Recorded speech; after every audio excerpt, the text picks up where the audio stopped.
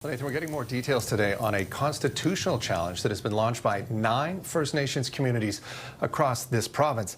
Now, that legal challenge is against a pair of bills, Bill C-5 at the federal level and Bill 5 here in Ontario.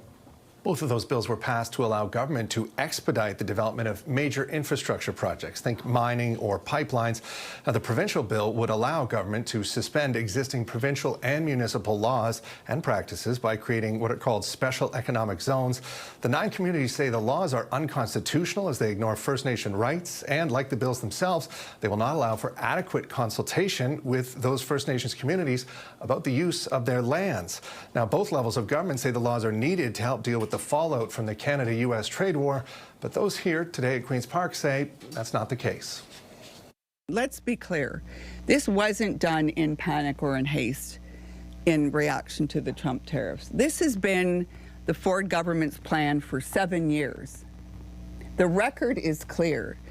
The Ford government is simply using the Trump tariffs as the latest excuse to bulldoze, and I use that term deliberately, over the environment, First Nations rights, and very lives and ability to survive. Ford has been gunning for the Ring of Fire, the Green Belt, and a bunch of other things since he got into power. We live off the land still to this day. People may not think so, but we live off the land.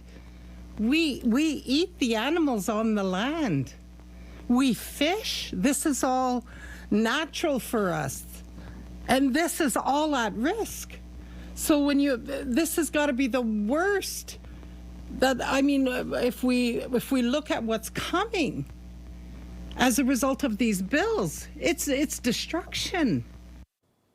Now, some of the leaders who spoke here at Queen's Park today will join other First Nations leaders from across the country tomorrow in a meeting with the Prime Minister. That meeting was promised back in June after criticisms that the federal government did not adequately consult with First Nations communities when it pushed Bill C-5 through Parliament. Reporting live at Queen's Park, I'm Scott Lightfoot. Michelle and Nathan, back to you. Thank you, Scott.